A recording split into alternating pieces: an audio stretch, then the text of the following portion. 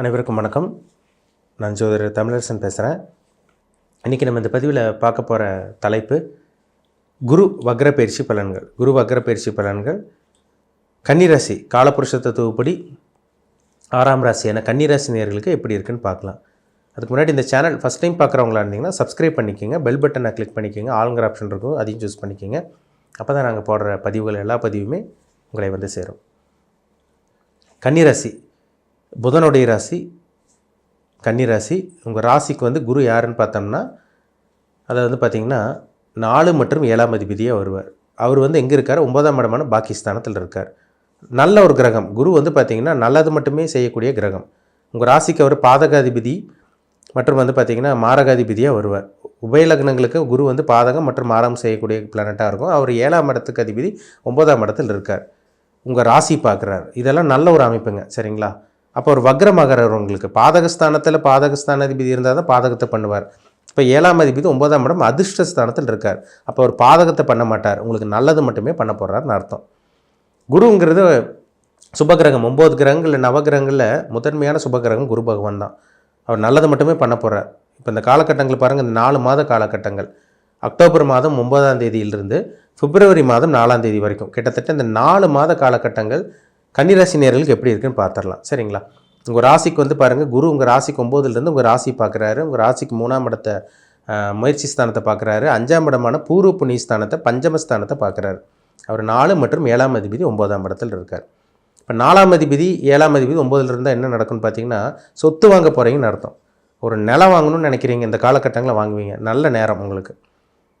அம்மாவோட ஆரோக்கியம் நல்லாயிருக்கும், அம்மாவோட உதவி கிடைக்கும். அம்மாவுக்கு உங்களுக்கு ஆகாமல் இருந்துச்சுங்களா, சொந்த பந்தங்கள் உங்களுக்கு ஆகாமல் இருந்துச்சுங்களா, அதெல்லாம் ரெடி ஆகும். உங்கள் ரூட்டு கிளியர் ஆக போகுதுன்னு அர்த்தம். 2 வீலர் வாங்குவீங்க, 4 வீலர் வாங்குவீங்க, வாகனத்தை மாற்றக்கூடிய அந்த வாய்ப்பு உருவாகும். அதே மாதிரி பார்த்திங்கன்னா வீடு கட்டக்கூடிய அந்த சான்ஸ் உருவாக போகுது. சொத்து சேர்க்கக்கூடிய அந்த நல்ல ஒரு நேரம்னு சொல்லிடலாம், சரிங்களா? ஒரு ப்ராப்பர்ட்டி வாங்கணும்னு நினச்சா ஆனால் வாங்க முடியலைங்க சார், ரொம்ப இழுத்துட்டே போயிட்டுருக்கு, அடுத்தவங்களாம் வாங்கிடுறாங்க, ஒன்றுமே இல்லாதவங்கள வாங்குறாங்க, நாங்கள் பணம் வச்சுருக்கோம், ஆனால் வந்து பார்த்திங்கன்னா ஏதோ ஒன்று வந்து பார்த்திங்கன்னா தடங்களாக போயிடுது. இந்த மாதிரி ஒரு சில பேர் இருக்காங்க. ஒரு சில பேர்லாம் பாருங்கள், கடனோட நான் வாங்கியாச்சு வாங்குவாங்க. ஒரு சில பேர் கையில் பணம் வச்சுருப்பாங்க, வாங்க முடியாது, ஏதோ ஒன்று அவங்களுக்கு தடுத்துகிட்டே இருக்கும். உங்கள் நேரம் இப்போ நல்லா இருக்குங்க, நீங்கள் வீடு வாங்கலாம், நிலம் வாங்கலாம், இல்லை கடன் வாங்கி வாங்கலாம், இல்லை கையில் வச்சுருக்கீங்களா, நீங்கள் இன்வெஸ்ட்மெண்ட் பண்ணலாம். இதுக்கெல்லாமே உங்களுக்கு நேரம், அருமையான நேரம். உங்களுக்கு படிக்கக்கூடிய ஸ்டூடெண்ட்ஸ் மாணவர்களுக்கும் வெளியூர் போகிறது, வெளிமாநிலம் போகிறது எல்லாமே உங்களுக்கு அற்புதமாக இருக்குது. உங்களுக்கு வந்து பாருங்கள், உடல் ஆரோக்கியத்தில் நிறைய பிரச்சனை இருக்கும். கன்னிராசி நேயர்களுக்கு பாருங்கள், நரம்பு பிரச்சனை, எலும்பு பிரச்சனை, வயிறு சார்ந்த பிரச்சனைகள், அதேமாதிரி வந்து பார்த்திங்கன்னா தோல் பிரச்சனை, இந்த மாதிரி ஏதோ ஒரு பிரச்சனை இருந்திருக்கும். அதெல்லாமே உங்கள் உடலில் இருந்து வந்த பிரச்சனைகள்லாம் விலகும். ஏன்னா ராசியில் கேது இருந்து ஏதோ சின்ன சின்ன மருத்துவ செலவு கொடுத்துருக்கும். இப்போ ராசி குரு பார்க்குறதும் உங்கள்கிட்ட நிவர்த்தி செய்ய போகுதுன்னு அர்த்தம். 7ஆம் அதிபதியும் 9ஆம் இடத்துல இருக்கார். அப்போ 7ஆம் இடங்கிறது திருமணம் பாருங்கள் ஆகாமல் இருந்திருக்கும். ஒரு சில பேர் கன்னிராசி நேயர்களில் திருமணம் ஆகாமல் இருக்காங்க, திருமணமாகாமல் மன வருத்தத்தில் இருக்காங்க. உங்களோட வயசு கம்மியாக இருக்கவங்களுக்கு கல்யாணம் நடந்திருக்கும். சொந்தக்காரங்களாம் ஒரு மாதிரி பேசுவாங்க உங்களை. உங்கள் நண்பர்களுக்கு பாருங்கள், வயசு கம்மியாக இருக்கவங்களுக்கெல்லாம் கல்யாணம் நடந்திருக்கும். உங்களுக்கு இழுத்துட்டே போயிட்டு இருந்திருக்கும். இது என்ன காரணம்? நேரம் தான். இப்போ உங்களுக்கு நேரம் பாருங்கள், 7ஆம் அதிபதி 9ல் இருக்குது. அப்போ திருமணம் பாக்கியம் கைக்கூடி வரப்போகுதுன்னு அர்த்தம். நல்ல வரன் தேடி வரப்போகுதுன்னு அர்த்தம். இந்த 4 மாத காலகட்டங்கள், அக்டோபர் 9லிருந்து பிப்ரவரி 4ஆம் தேதி வரைக்கும் பாருங்கள், நல்ல ஒரு நேரமாக இருக்கும். உங்கள் வாழ்க்கை துணை யாருன்னு தெரிய வரும் உங்களுக்கு. ஒன்றும் நிச்சயம் பண்ணக்கூடிய அந்த காலகட்டமாக இருக்கும். இல்லைன்னா திருமணமே செஞ்சுருவீங்க இந்த 4 மாத காலகட்டங்களில்.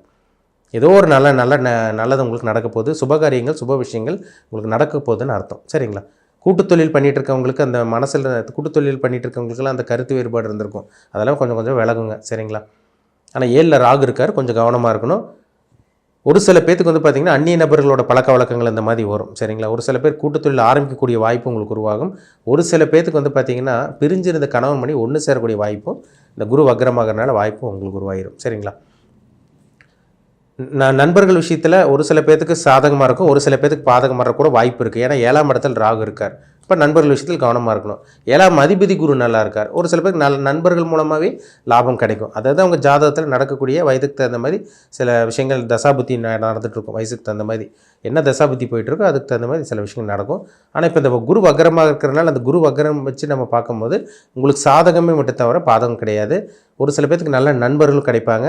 ஒரு சில பேத்துக்கு நண்பர்களாலே பிரச்சனை வரக்கும் வாய்ப்பு இருக்குது, பார்த்துக்குங்க, சரிங்களா? கவனமாக இருக்கணும். ஏன்னா 7ல் ராகு இருந்துட்டாலே சில பிரச்சனைகள் கொடுப்பார்.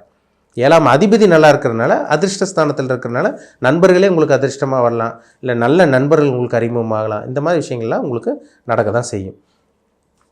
அதாவது அவங்க ஜாதகத்துக்கு தகுந்த மாதிரி சில விஷயங்கள் மாறுபடும். சரிங்களா? இப்போ நம்ம ஜென்ரலாக பொதுவாக பார்த்துட்ருக்கோம். இப்போ உங்களுக்கு வந்து பாருங்கள், அடுத்தது வந்து பாருங்கள், குரு வந்து 9ஆம் இடத்தில் இருக்கார். அதிர்ஷ்டஸ்தானத்தில் இருக்கிறது. பூர்வீக சொத்து, முன்னோர்களோட சொத்து கிடைக்கிறது, இந்த மாதிரி விஷயங்கள் நடக்கும். சொந்த தொழில் பண்ணிகிட்டு இருக்கவங்களுக்கெல்லாம் நல்ல ஒரு முன்னேற்றம், நல்ல ஒரு வளர்ச்சி இருக்கும். உங்களுக்கு கேட்காத உதவி உங்களுக்கு கிடைக்கும்னு சொல்லலாம்.